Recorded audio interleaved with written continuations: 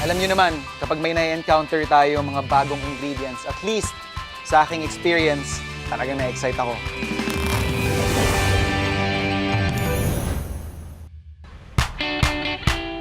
Ang bayan ng Paite, Laguna ay talagang espesyal sa akin. Dito kasi nakatira sina Nanay Yay at Amanap na talaga namang malapit sa puso ko. Lalo na dahil sa kakaibang food trip na nakaabang sa amin tuwing dinadalaw namin sila rito. Kaya naman, hindi ko naiwasang baunin sa food adventure namin sa The Pink Farm ang ilan sa mga paborito kong pagkain na nagpapaalala sa akin ng Paite. Madalas kapag bumibisita kami dito sa bayan ng Paite para kamustahin yung aming mga kaibigang si Amanap at si Nanay Yay, hindi mawawala sa mga inihahain sa amin ang okoy. So ito, meron tayong fresh krill o ito yung maliliit na hipon na ginagawang alamang. Meron tayong cornstarch and kaunting all-purpose flour. Paghahaluin lang natin. So basically yung ratio na ginamit ko dito is mas marami yung cornstarch. So 1 part ng all-purpose flour, 3 parts ng ating cornstarch. For the reason na mas malutong ito ng mas matagal na panahon. Kumbaga kasi pag all-purpose flour lang yung ginamit ninyo ng mas marami yung portion na yon, mas madali itong kumunat. Whereas pag mas malamang yung cornstarch, kahit siguro mga at least 30 minutes to an hour or kahit buong araw nga minsan, malutong pa rin siya. So season lang natin siya ng salt and pepper. So mix lang natin yung ating dry ingredients and yung ating water.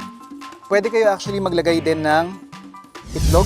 Pero sabi nga natin basic na combinations lang yung gagamitin natin. And dito mas gusto lang natin siya na siguro mas manipis lang ng konti sa pancake mixture. Yung hinahanap nating consistency. And since mas marami yung ating cornstarch, mapapansin ninyo, para tayong may guna na bubuo.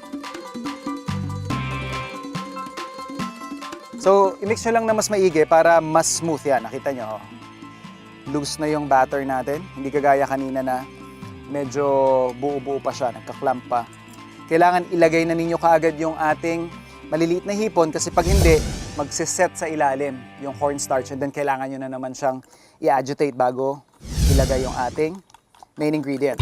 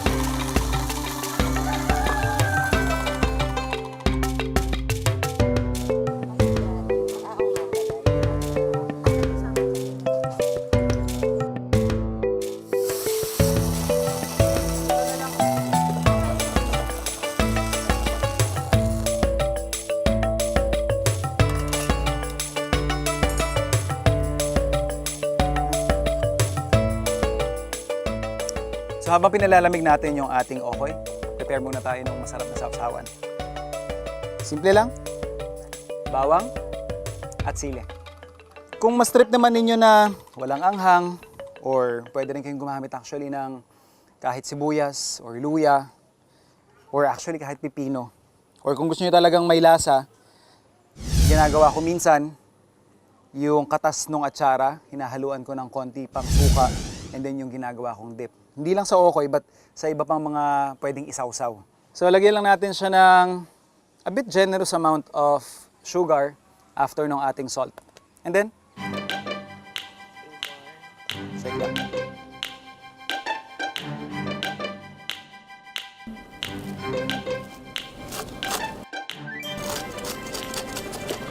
Pwede.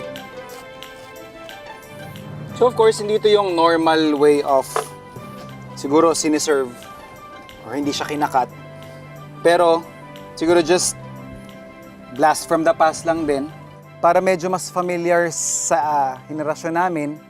Yan. Pag nabili ka kasi ng mga okoy minsan sa palengke, nakaserve yan or ibabalot nila yan sa dyaryo. This is how they usually serve it pagaling sa palengke.